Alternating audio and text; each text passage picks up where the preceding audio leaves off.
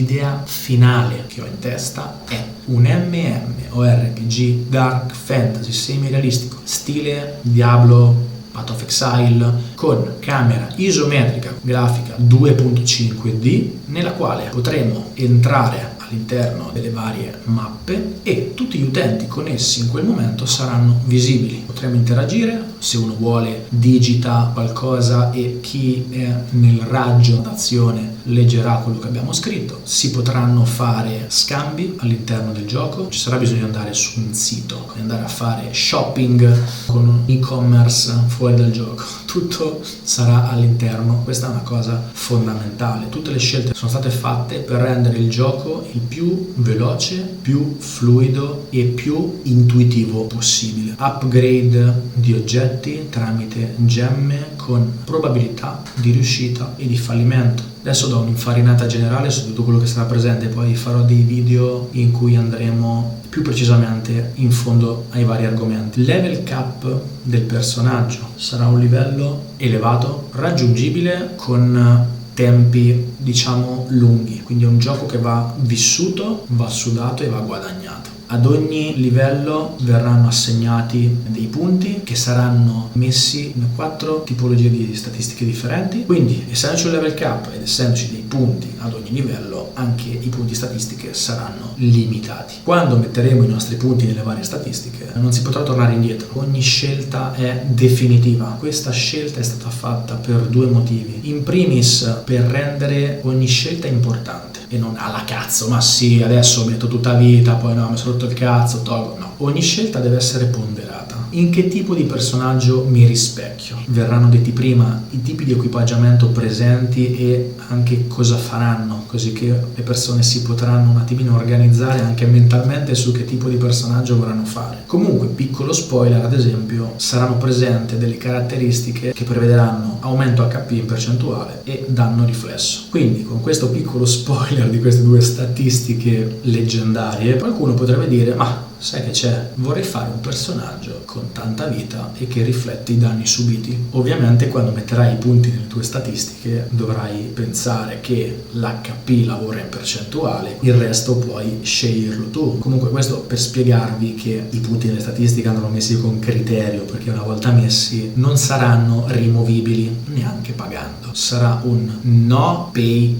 to win. Di questa cosa vado assolutamente fiero, non me ne frega un cazzo dei commenti, chi è d'accordo, chi non è d'accordo. Su questa cosa sono irremovibile, non sarà un pay to win né oggi né mai. È un gioco che deve rimanere un gioco. Se paghi per vincere non è un gioco. Chi è abituato a pagare si dovrà rimboccare le maniche, mettersi davanti al computer e giocare, come si faceva una volta con i cari vecchi giochi in cui ancora non c'era un cazzo da comprare. Sarò vecchio stampo, sarò antico. Se devi pagare per vincere, va a giocare alle slot machine, va al bingo, cioè va in altri posti. Qui si gioca, ci si diverte, si collabora, si compete, ma non si paga. Le uniche cose che saranno a pagamento saranno le cose che si potranno comprare sempre per supportare la gestione dei server, future patch, quarta classe, varie cose a cui sto già pensando. Forse è prematuro, ma io già in testa ho 3000 progetti e cose davvero fighe da aggiungere. Saranno possibilità di acquistare delle skin. Non ci saranno animaletti, stavo per dire vuole animaletto, no, non ci saranno animaletti perché è un dark fantasy, deve rimanere un dark fantasy, no, il villaggio di Babbo Natale, i mini pony e tutte le minchiate, quindi non c'è l'animaletto che vi corre dietro, no, mi dispiace. E preferisco fare un'estetica ad un set in più piuttosto che l'animaletto rompicoglioni, no, quindi niente animaletto. E mi dispiace per le femminucce che giocheranno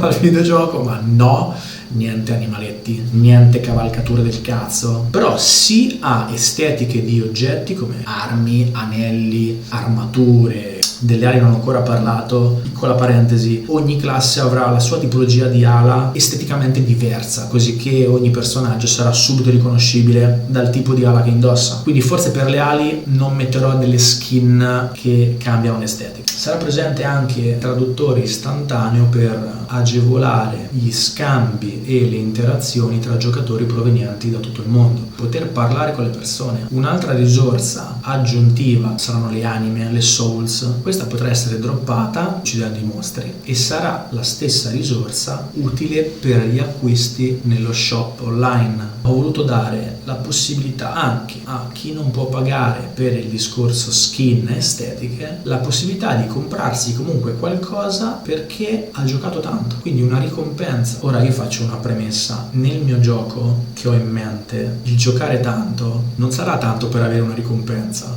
ma perché sarà proprio divertente. Quindi la ricompensa è un qualcosa in più, anche perché le armature saranno fighe comunque, anche se non comprate la skin particolare sarà tutto strafigo. Però ecco, chi vuole un qualcosina di diverso potrà farlo. Mi piace un discorso di uguaglianza. Un'altra cosa, la connessione strettissima tra PvP e PvE. Allora qui apro una parentesi: ultimamente molti giochi del genere MMORPG, RPG, ARPG, MMO, multiplayer, bla bla bla bla bla bla, ma in realtà del multiplayer c'era ben poco. Iniziavano in single player e morivano in single player. Sto expando. A un certo punto c'è un'invasione di mostri speciali, decido di ucciderlo per prendere un buon loot. In quel momento arriva un personaggio, vede il mostro speciale, mi ammazza e il mostro lo prende lui. Ecco, lì c'è stato un PvP nato comunque da io che stavo expando, quindi stavo facendo PvE. A un certo punto invasione diventa PvP. Tutti vogliono accaparrarsi il loot di quel mostro, da PvE passiamo a PvP nel giro di uno schiocco di dita. Altro scenario: tu mi hai ucciso prima per prendermi il mostro, io ti vengo in cerca e ti vengo ad uccidere, mentre tu magari stai tranquillamente uccidendo i tuoi mostri, io vengo lì e ti uccido, quindi una sorta di vendetta. Oppure io facevo parte di una gilda, te sei venuto, mi hai ucciso, mi hai fregato il mostro, io parlo con i membri della gilda e apriamo una fight contro magari la tua gilda, oppure solo contro di te, ti veniamo in cerca per lo scenario per ucciderti e rompere i coglioni. PvP e PvE saranno estremamente connessi. Sarà sempre possibile il PvP tramite nelle zone franche, ovviamente, dove si fanno scambi, ma dove ci sono mostri si potrà anche fare il PvP. Ci saranno anche eventi di PvP in modo classificato.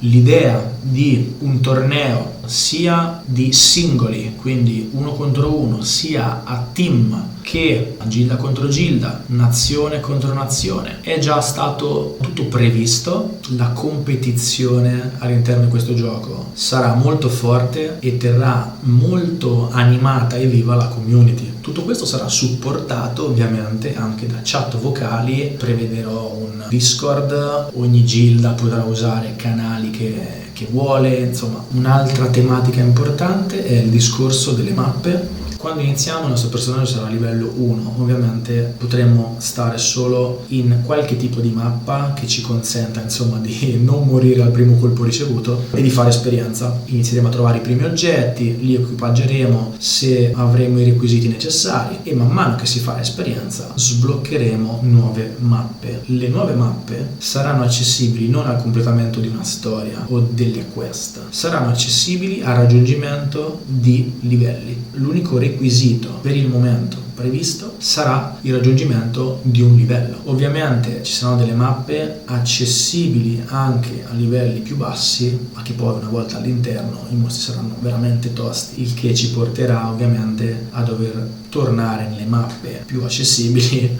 fare esperienza, trovare un buon equipaggiamento e poi tornare lì. Come vi dicevo, sarà un gioco da vivere, giocare, buttarci sudore, ma che darà grandi soddisfazioni. Anche gli equipaggiamenti che troveremo avranno non un livello richiesto, ma delle statistiche richieste. Ad esempio, un'armatura richiede 400 in forza e 300 in destrezza, 700, ecco, per intenderci. Sappiamo che ogni livello, la butto lì, ti dà 5 punti statistiche, sappiamo che prima del livello 140, quello che sia, insomma, non potremo indossare quell'armatura, quindi da qui nascerà anche proprio il bisogno, la voglia di giocare, fare esperienza, salire di livello per poter equipaggiare quell'oggetto. Questo creerà il bisogno di giocare e aumentare il livello del proprio personaggio. Oltre a questo, ovviamente, PvP continui, invasioni dei mostri speciali che saranno quelli che daranno gli oggetti più ambiti. Per un motivo o per un altro vi terrà incollati allo schermo.